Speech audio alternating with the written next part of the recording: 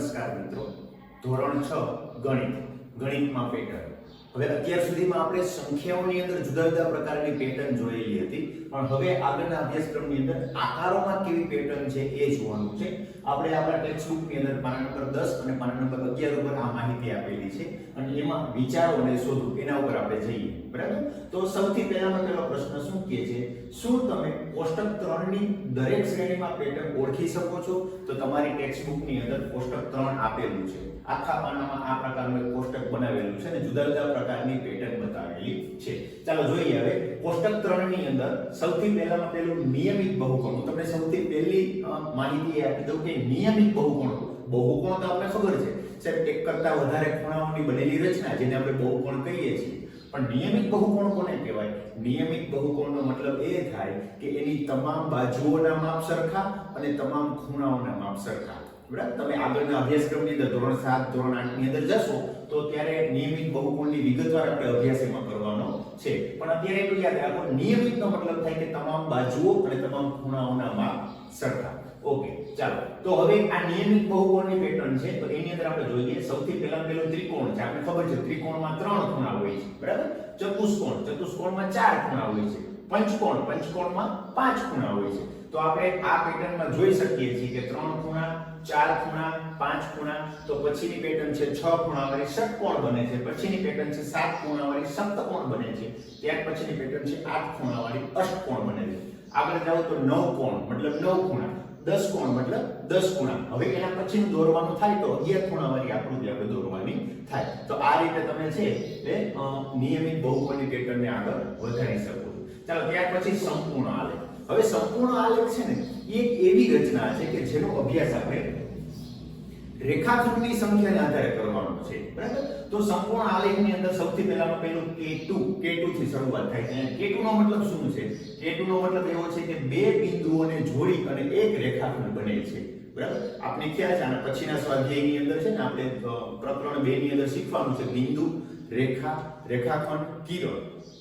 તો કોઈ પણ બે બિંદુઓને જોડે તો જ રેખાખંડ બને, નહીંતર રેખાખંડ બને નહીં. એ આપણે પછીના અભ્યાસક્રમની અંદર પછીના સ્વાધ્યાયમાં જોશું. પણ અત્યારે એટલું યાદ રાખો કે આ બે બિંદુઓ છે કે જોડાઈ અને એક રેખાખંડ બને છે. 2 નો મતલબ છે બે બિંદુ, અહીં 3 નો મતલબ છે 3 બિંદુ, અહીં 4 નો મતલબ છે 4 બિંદુ, અહીં 5 નો મતલબ છે 5 બિંદુ. બરાબર? અને 6 નો મતલબ છે 6 બિંદુ. તમે જેમ જેમ આગળ જતા જાઓ એમ એમ બિંદુઓની સંખ્યા એક વધતી જાય છે, પણ એના રેખાખંડોની સંખ્યા છે એ કેવી રીતે વધે છે એ જોવાનું છે. જો અહીંયા એક રેખાખંડ છે, પછી અહીંયા 1 2 ને 3 રેખાખંડ છે, મતલબ લાઈન. અત્યારે રેખાખંડ મતલબ લાઈન સમજજો તમે.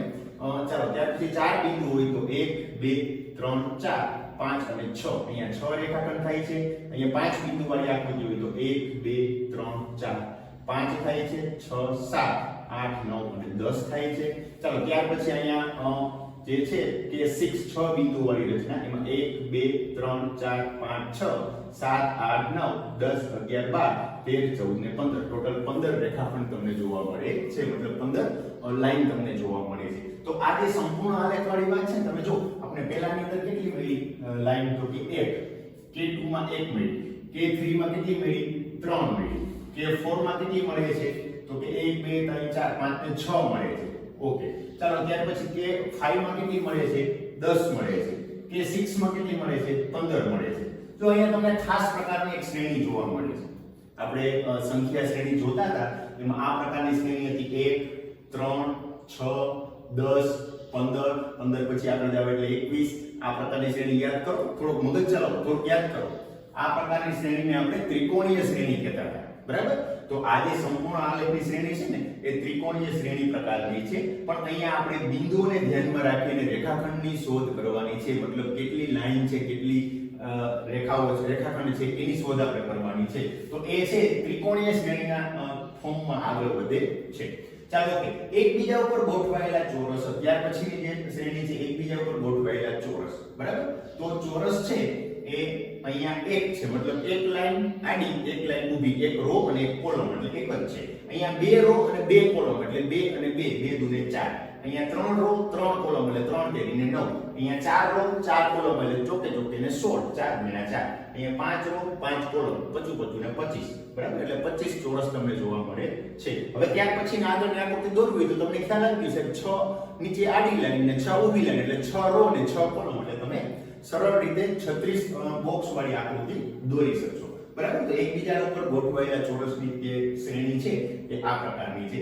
એવી જ રીતના એકબીજા ઉપર ગોઠવાયેલા ત્રિકોણની શ્રેણી, અહીંયા તો ત્રિકોણ છે ને, ત્રિકોણ એ પણ એ જ રીતના કંઈક પેટર્ન બનાવે છે. જો માત્ર એક જ ત્રિકોણ છે, એક જ લાઈન છે તો એક ત્રિકોણ, બરાબર. ત્યાર પછી બે લાઈન બનાવેલી છે તો એક ઉપરની લાઈન અને નીચેની લાઈન. નીચેની લાઈનમાં 3 છે, 1 2 3 અને એક ઉપર એટલે 4. અહીંયા જો આપણે પ્રયત્ન કરીએ 1, અહીંયા થાય છે 4. ઓકે, અહીંયા 1 2 અને 3 લાઈન છે, ગણીએ આપણે 1 2 3 4 5 6 7 8 અને 9, તો અહીંયા 9 થાય છે. હવે અહીંયા જો 4 લાઈન છે તો 1 2 3 4 5 6 7 8 9 10 11 12 13 14 15 અને 16, અહીંયા થાય છે 16. ચાલો ત્યાર પછી અહીંયા 5 લાઈન છે. હવે તમને આમાં કઈ ખ્યાલ આવ્યો? જો એક લાઈન હતી તો 1 ગુણ્યા 1 એટલે 1 જ થાય. બે લાઈન થઈ તો 2 ગુણ્યા 2 4 થાય. 3 લાઈન થઈ તો 3 ગુણ્યા 3 9 થાય. 4 લાઈન થઈ તો 4 ગુણ્યા 4 16 થાય. તો અહીંયા 5 લાઈન છે, મારે ગણવા નથી, બચું 25 જ થાય. તમે પ્રયત્ન કરજો. હવે ત્યાર પછી આકૃતિ દોરવાનું કહે તો તમે 6 લાઈન વાળી આકૃતિ દોરી શકો. પણ મિત્રો એટલું યાદ રાખવાનું છે, તમે જ્યારે ત્રિકોણ દોરતા હો કે એકબીજા ઉપર ગોઠવાયેલા હોય એ પ્રકારના ત્રિકોણ તમારે આમ દોરવાના છે, બરાબર. આ રીતે આમ તમારે ત્રિકોણની રચનાને છે આગળ લેતી જવાની થાય. એટલે આ રીતે આમ ત્રિકોણ તમે દોરશો તો તમને ત્રિકોણની સરસ મજાની આકૃતિ આવશે. ઘણી વખત છોકરા કેવું કરે છે, આમ આમ ત્રિકોણ દોરે, પછી બીજો ત્રિકોણ આમ દોરી નાખે, આમ આમ અહીંયા. તો આવી રીતના આવું થવું ન જોઈએ, બરાબર. એક સરખા ત્રિકોણની આકૃતિ દોરવાની છે. જો અહીંયા થોડુંક મારાથી વેરિએશન રહી ગયેલું હોય પણ એક સરખા ત્રિકોણની આકૃતિ બને એવો તમારે પ્રયત્ન કરવાનો છે અને તમને ચોક્કસ છે એની સંખ્યા આપણી પેટર્ન મુજબ તમને જોવા મળશે, બરાબર. તો આ એકબીજા ઉપર ગોઠવાયેલા ત્રિકોણની સંખ્યા ઉપરની હતી કે એકબીજા ઉપર ગોઠવાયેલા ચોરસ કે જેમાં પણ આવું જ હતું 2 ગુણ્યા 2 3 ગુણ્યા 3 4 ગુણ્યા 4 5 ગુણ્યા 5. અહીંયા તમારી પાસે જેટલી ત્રિકોણની લાઈન છે એને ગુણ્યા 1 કરશો એટલે બંને છે એ વર્ગ સંખ્યાની પેટર્ન મુજબ આગળ વધે છે. બંને જે છે એ વર્ગ સંખ્યાની પેટર્ન મુજબ આગળ વધે છે, બરાબર. તો આ વર્ગ સંખ્યાની પેટર્ન છે. ત્યાર પછી એક કોચ હિમકણ, તો એક સરસ મજાની આકૃતિ આપી છે કોચ હિમકણ. બહુ સમજવા જેવો મુદ્દો છે. કોચ હિમકણ છે ને એ ફ્રેન્ચ ગણિતશાસ્ત્રી હતા અને એને આ જે છે કોચ જે કણ બનાવવાની વાત હતી તો એને એવી રીતના એને રજૂ કર્યું હતું. આવું બનાવવા માટેનું કારણ શું હતું? તો જો આવું એક ચોક્કસ પેલી આકૃતિ મુજબ આ રીતનો આકૃતિ બનાવી, બરાબર. હવે એને આ બનાવવા માટેનું એકમાત્ર કારણ એટલું હતું કે ઈ લોકો ચોક્કસ અથવા તો મર્યાદિત વિસ્તારની અંદર અમર્યાદિત એની પરિમિતિની રચના સમજાવવા માટે બનાવેલું હતું. તમારા માટે થોડોક શબ્દ ભાઈ છે કે મર્યાદિત વિસ્તાર અને અમર્યાદિત પરિમિતિ કોને કહેવાય? તો આ જે વિસ્તાર છે એટલો જ કવર કરે છે અથવા થોડોક વધારે કવર કરે છે, બરાબર. પણ પરિમિતિ છે એ અસંખ્યના સ્વરૂપમાં આગળ વધતી જાય. કેવી રીતના આપણે જોઈએ, જો આ જે છે આના 3 સરખા ભાગ કરીએ આપણે, બરાબર. તો આ રીતના આમ ભાગ થાય. જો આ દરેક બાજુના 3 સરખા ભાગ કરીએ તો આ રીતની વાત થાય. હવે એને ફરીથી તમે આમ ત્રિકોણના સ્વરૂપમાં આ રીતના આમ સ્પીડ બ્રેકરના સ્વરૂપમાં બનાવો. હવે આ બની ગયું. હવે ફરીથી પાછા દરેક રેખાખંડના 3 સરખા ભાગ કરો અને એને ફરીથી તમે આમ સ્પીડ બ્રેકરના સ્વરૂપમાં છે એ આગળ વધારો. આને સ્પીડ બ્રેકરના સ્વરૂપમાં આગળ વધારો, આને સ્પીડ બ્રેકરના સ્વરૂપમાં આગળ વધારો. જો આ રીતના કરશો ને એટલે તમારી જે રચના છે આ રચના કોઈ ચોક્કસ વિસ્તાર છે એટલો ને એટલો જ રહે છે પણ એની પરિમિતિ છે એ વધતી જાય છે. તમે જેમ જેમ આગળ વધતા જાવ એમ પરિમિતિ છે આગળ ને આગળ તમને વધારે જોવા મળે છે. જો અહીંયા મેં તમને ત્રીજા સ્વરૂપનું જ આ કોચ હિમકણની રચના કરેલી છે. ત્રીજા નંબરના ત્રીજા સ્ટેપની કોચ હિમકણની રચના કરેલી છે. હજી તમારે આગળ જવાનું થાય તો આને પાસે ભાગ પાડો, આને ભાગ પાડો, આના ભાગ પાડો, આના ભાગ પાડો, આના ભાગ પાડો, આના ભાગ પાડો, આના. જો તમારે આ છે ને અમર્યાદિત તરફ જવાની વાત છે, બરાબર. જો અહીંયા આ રીતની આમ રચના કરો, આ રીતે જો આવું કરવાથી તમને ખ્યાલ આવે કે સાહેબ આની પરિમિતિ છે એ પરિમિતિ આગળ વધતી જાય છે, બરાબર. જો હું એટલા જ ભાગની અંદર રચના કરું છું. અહીંયા અહીંયા પરિમિતિ છે ધીમે ધીમે વધતી જાય છે. પરિમિતિ એટલે આપણે ખબર છે, પરિમિતિ એટલે કોઈ પણ આકૃતિ, કોઈ પણ બંધ આકૃતિની બાજુઓના માપનો સરવાળો. તો આ બંધ આકૃતિની તમામ બાજુઓના માપનો સરવાળો. જો તમારી પ્રાથમિક જે હતી આકૃતિ એ આવી હતી, બરાબર? વિસ્તાર તો લગભગ એટલો પણ એની પરિમિતિ છે એ વધતી જાય છે, બરાબર? એટલા માટે આ કોચ હિમકણની આખી કોન્સેપ્ટ હતો.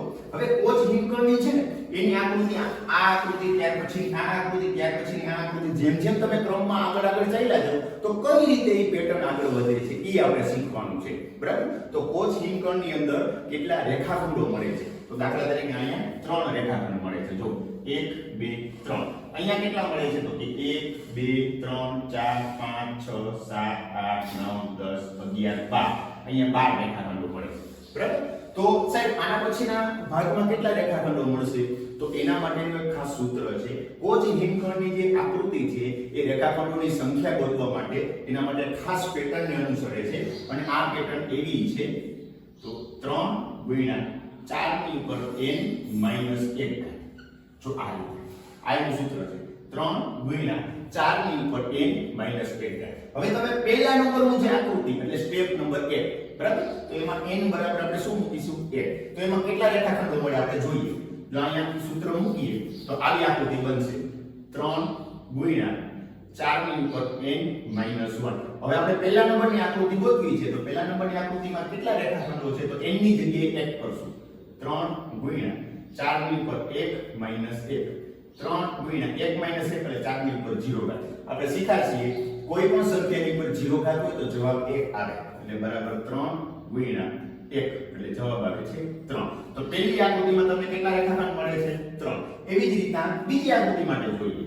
3 ગુણ્યા 4 ની ઉપર n ની જગ્યાએ શું મૂકીશું આપણે? 2 - 1. બરાબર? 3 ગુણ્યા 4 ની ઉપર 2 માંથી 1 જાય તો 1. કોઈ પણ સંખ્યાની ઉપર 1 ઘાત હોય એટલે સંખ્યા પોતે જ થાય. તો આવું થશે 3 ગુણ્યા 4 અને 3 ગુણ્યા 4 એટલે 12. તો બીજી આકૃતિમાં તમને 12 મળે છે. હવે તમને એમ થશે કે મારે ત્રીજી આકૃતિ ગોતવી છે. તો ત્રીજી આકૃતિમાં કેવું થાય? તો અહીંયા આપણે ત્રીજી આકૃતિની જવાબ ગોતવો હોય તો 3 ગુણ્યા 4 ની ઉપર 3 - 1. અહીં n ની જગ્યાએ 3 મૂકી દેવાના. 3 ગુણ્યા 4 ની ઉપર 3 માંથી 1 જાય તો 2. ચાલો 3 ગુણ્યા 4 ની ઉપર 2 ઘાત એટલે ચોકે 16.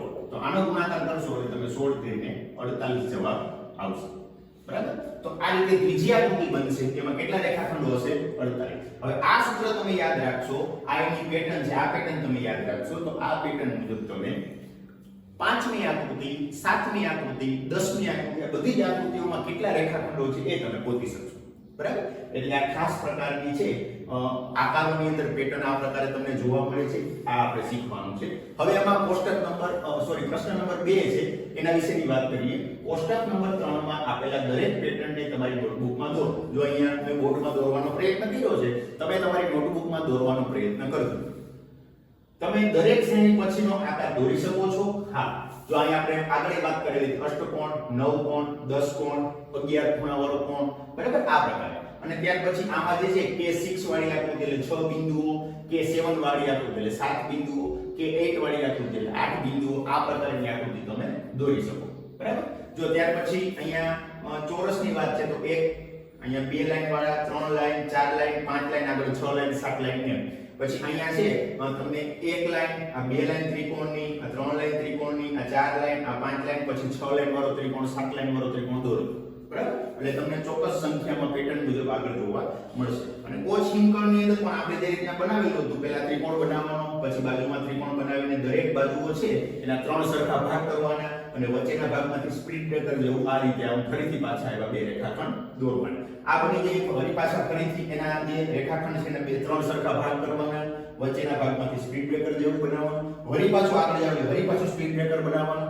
આ આકૃતિ તમારી નોટમાં આખા પાનામાં દોરજો. જો તમે નાના અમથી આકૃતિ દોરશો ને તો એક સ્ટેપ, 2 સ્ટેપ, પછી ત્રીજા સ્ટેપમાં તમારાથી આગળ નહીં થાય, એ ગૂંચવાડા ભર્યું થઈ જશે. એટલે આખા પાનામાં આકૃતિ દોરજો જો તમને સરળ સમજવામાં એકદમ સરળ રહેશે. એટલે આ કોચ હિમકણની આકૃતિ છે.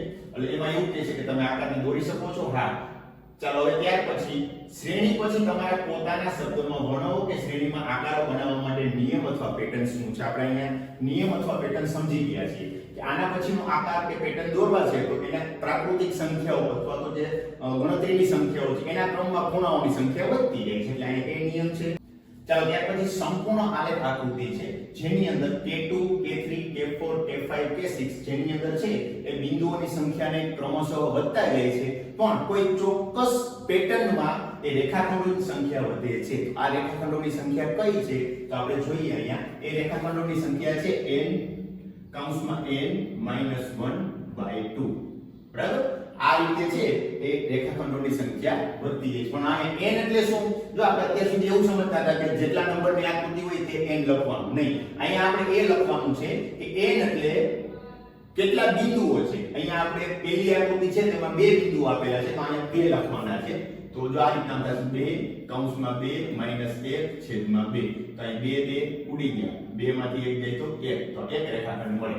ચાલો ત્યાર પછી આપણે સીધા 5 નંબરના K5 જે સિરીઝ છે K5 નામની આકૃતિ છે એમાં જઈએ તો એમાં 5 બિંદુઓ છે. તો આ સૂત્રની અંદર હું n ની જગ્યાએ 5 મૂકું છું. 5 કૌંસમાં 5 - 1/2.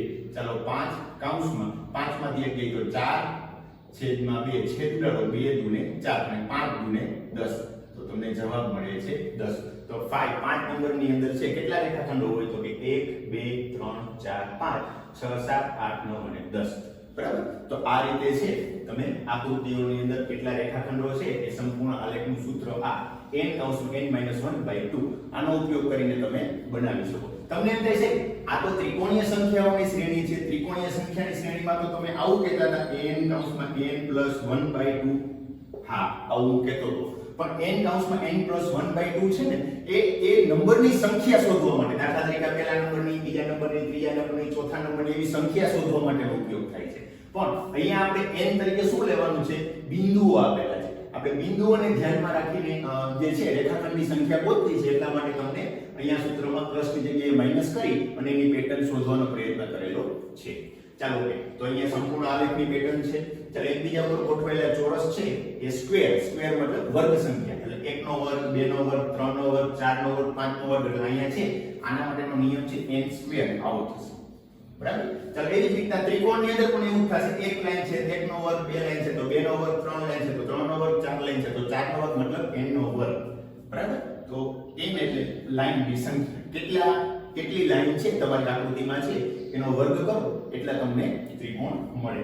ચાલો કોચિંકોણ આપણે કોચિંકોણ સમજ્યા ત્યારે એનું સૂત્ર પણ મેં તમને સમજાવી દીધું છે 3 × 4 ની ઉપર n - 1 બરાબર. આ સૂત્રની મદદથી છે તમે એમાં કેટલા રેખાખંડો છે એ રેખાખંડો શોધી શકો છો. મિત્રો આ આખો આકારોમાં પેટર્ન ભાગ છે. આ આકારોની અંદર પેટર્નમાં તમારે ખાસ પેટર્ન જ સમજવાની છે કે કેવી રીતના આકાર આગળ વધે છે, કેવી રીતના એમાં પેટર્ન રચાય છે અને કેવી રીતના એનો નિયમ છે આપણે તારવી શકીએ છીએ. તમારે આની અંદર અભ્યાસ એ જ કરવાનો છે કે આકાર હોય, સંખ્યા હોય તેમાં પેટર્ન કઈ રીતના આગળ વધે છે. ખૂબ અભ્યાસ કરજો, જુદા જુદા પ્રકારની આકૃતિઓ મેળવવાનો પ્રયત્ન કરજો. એક તમને એક્સરસાઇઝ આપું. અહીંયા આપણે ત્રિકોણ સ્વરૂપે આપેલું છે પણ તમે આ રીતના કોઈ ચોરસ બનાવો. આ ચોરસ બનાવો.